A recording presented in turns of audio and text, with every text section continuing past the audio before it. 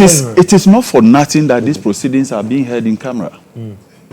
At the very right time that Ghanaians will be made aware of all the full facts. Yeah, she says she reserves the right to waive it. See, Attorney General says no. Are you aware that there's a principle in law that says you must listen to the other side?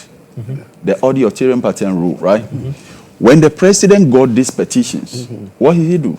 He ferried them to the Chief Justice. Has he replied? She gave her responses.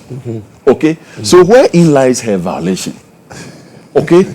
Everything is being done systematically. We are working a procedural, of course, a judicial procedural arrangement.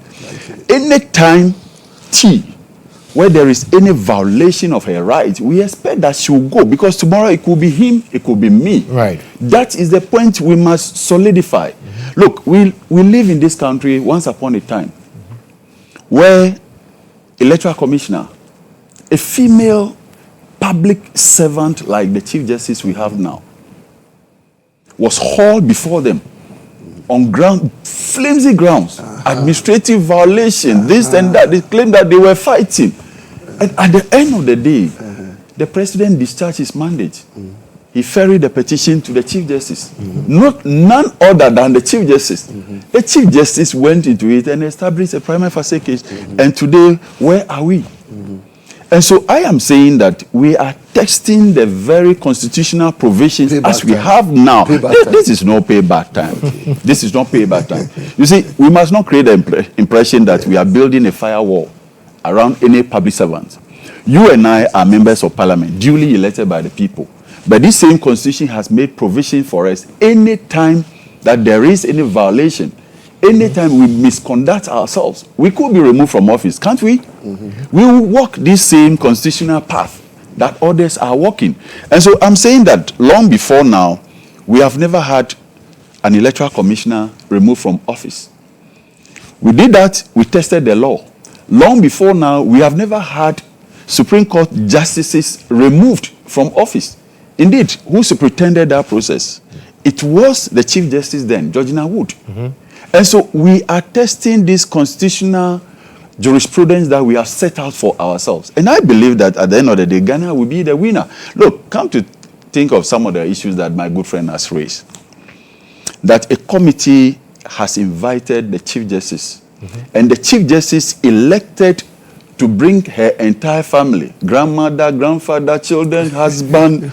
Look, I mean, where is this ever done? That GHOne will interdict you, and before then they want to hear you, and they ask you to appear before a committee, and you elect to say that you have to come with the committee with your girlfriend, your wife, your mother, and everybody. No, you see, so that's what I'm saying, that most of the issues that the suspended CJ has raised so far, they are very low in substance. They are extremely low. Since when has the seat of the presidency become such an intimidating environment? I have worked under late President Mills. I have worked in the castle before. I know how civilized, how nice that environment is. And I cannot imagine how a Chief Justice where her sort will have issues just with location as to where a committee will hear her case. I mean, is that not petty? I think that we must double up. But your colleague talks about the history behind the castle and what it represents, as in what it represented in the past. And so having such a meeting there brings back all of those things, and it's contextual. And that's why the CJ said she felt intimidated by the location and then the security presence. We must elevate the discourse. This discourse must be elevated so that we dwell on substantial issues. I think that those are very trivial issues. We have always had history. In fact, the current location of the Jubilee House or the Flagstaff House, have we not had our own history?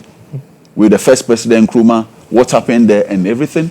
So we always have history. But Osu Castle remains a national monument.